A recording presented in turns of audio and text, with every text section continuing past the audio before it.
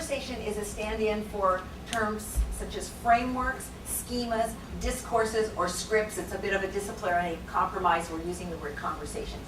What we mean is a framework that helps create and establish meanings about human differences. And these conversations, they tell us as individuals and also as members of society what and how to think about and react to race and ethnicity.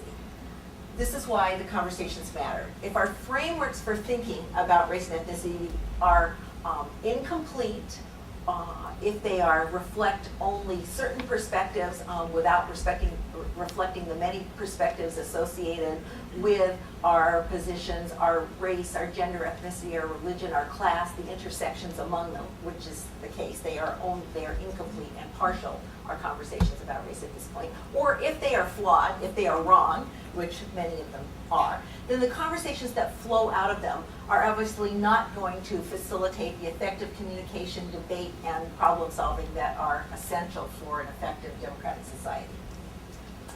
Okay, so what we have up here on this slide are the 8 most common conversations out there in public discourse right now. Now each one, as you can see, is identified by a characteristic phrase. But we should understand each of these as a sort of general rubric that includes within it several different variations on the sort of general rubric. Now we have identified these 8 conversations through analyses of pervasive cultural products. What do we mean by that? Advertisements, op-eds, movies, television shows, news programs, theater productions, blogs, and newspaper and magazine articles. So kind of what's out there in the public sphere. They show up also, these conversations, in the discussions that we have with our families, with our friends, with our colleagues, with our students. Now, there are certainly other ways to talk about race and ethnicity. I'm sure many of you, especially those of you who are scholars of race and ethnicity, have other ways to talk about it. But our analyses so far indicate that these are the 8 most common. Now, a few things to note about them before we get into them. Not all of these conversations have the same status in U.S. American society. Some cross the class and color line, while others are more common among certain ethnic groups. Some conversations are relatively new, while others have been around for as long as the concept of race has existed. Some, as you can see, overlap with each other, while others, as you can also see, flatly contradict each other. Some conversations are relatively thin, while others are thicker. Usually the more negative ones, they tend to be more elaborated and to come with compelling images and narratives. Okay, so now conversation number 3. This is a favorite in the academy, at least in my experience in the academy. That's the one that says, that's just identity politics. This conversation is, I think, drawn upon by those who think that pointing or drawing attention to one's race or ethnicity is a strategy that's used by weak people to gain unfair advantage. And in this conversation, they attach the word identity to the word politics to convey the idea that someone who advocates for something on the basis of racial or ethnic identity is somehow acting illegitimately.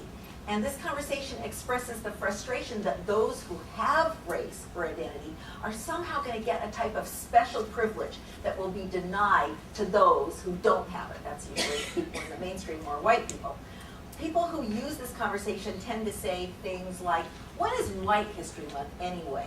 Or all this attention to race and ethnicity detracts from the really important issues like class. Or they say, she's just playing the race card. Usually when people use this conversation, our analyses have found they're trying to shut down conversations about race and ethnicity altogether. Absolutely. This was a questionnaire given in a study on racial attitudes, and this was one that came back unfilled out with somebody writing across the top, I'm white. A very clear statement that it wasn't relevant to them.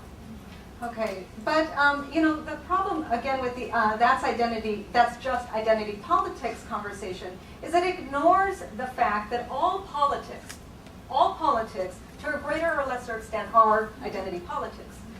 After all, what is an interest group other than a group of people who share some kind of identity?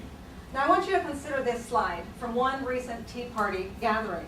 Now, it asserts the oft-repeated Tea Party claim that Tea Partiers are nonpartisan and that they represent all Americans.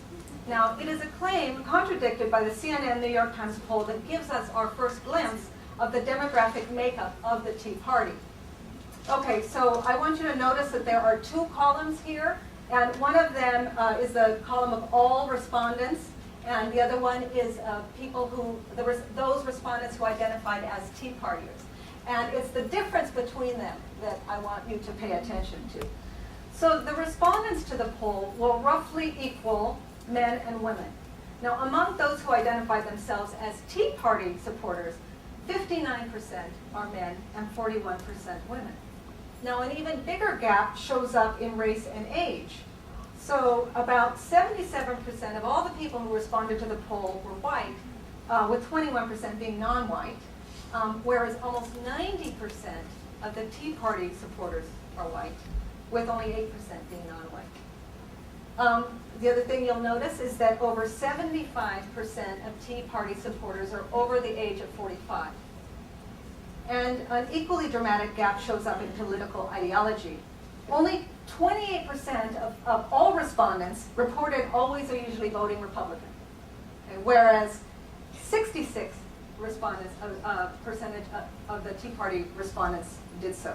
So despite Tea Partiers' claim to represent all Americans, you can see that they are overwhelmingly white, older white Republicans, most of whom are men.